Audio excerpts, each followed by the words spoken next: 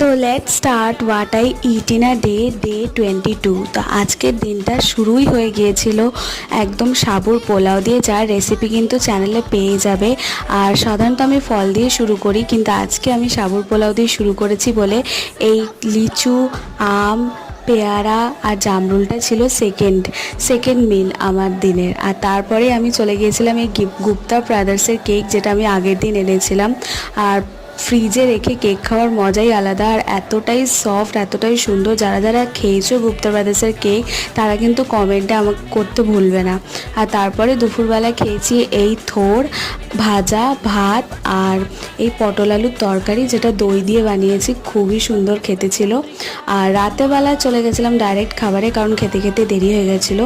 তাই রাতেবেলা ছিল এই লুচি, ছোলার ডাল আর সামান্য ভাত। তো তোমাদের কেমন লাগলো ভিডিওটা অবশ্যই কমেন্টে জানিও। Bye bye.